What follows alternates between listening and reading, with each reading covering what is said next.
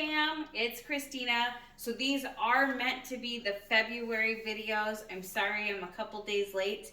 I have some exciting bonus footage this month for you because I was playing Taiko with a rock band at their studio this month.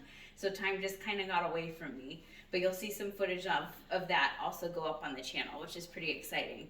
The first video for this month is actually about narimono, or the other things in Taiko, right? So this is the percussion instruments that accompany the big drums when we play. And the first one we're going to talk about is Hyoshigi. Hyoshigi are typically the square-shaped wooden blocks that are held in your hands that are very high pitch.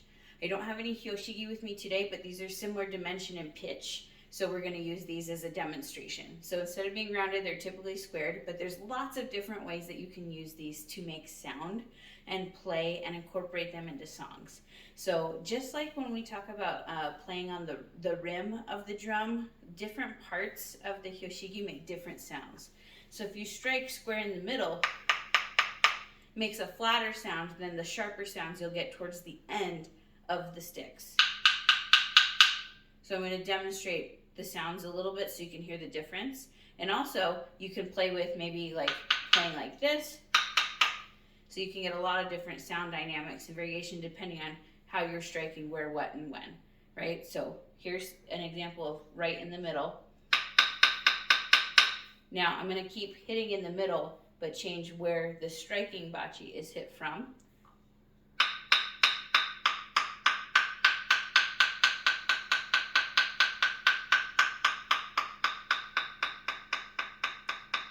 So you can hear kind of the low, or the flat and the sharp, I should say, the rise and the fall of that sound. And you can use that to your advantage when you're creating songs. Now, as an example, again, here's hitting at the end of the Hyoshigi. Right, so that's with both ends being struck. But now let's move along the stick for the striking stick. Ready?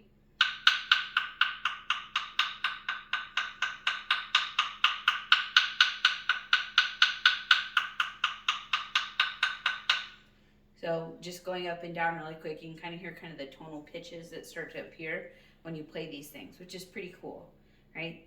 The other way I enjoy using Hyoshigi and playing is the slap. So that's when you hold it with your fingers tucked in on the sides so that you can slap them together. So this is kind of, think of that wind-up monkey with the hand cymbals, and you just go bang, bang, bang. It's kind of that same motion, but you go, and you just kind of gives it kind of that really fast slap sound.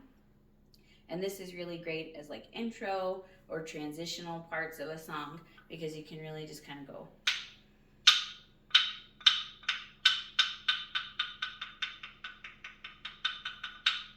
Right? And kind of do that lead in, which is really nice. So there's really big slaps like that have a lot of impact and power. But then if you kind of just, you can bring them open and close pretty quickly and get kind of a crescendo or a drum roll effect, even with a single like that.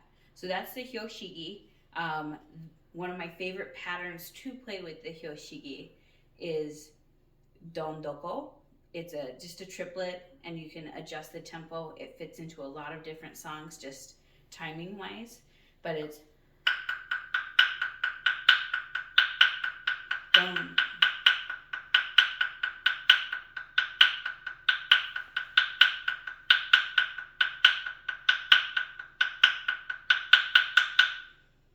so a lot of fun things that you can vary and improv.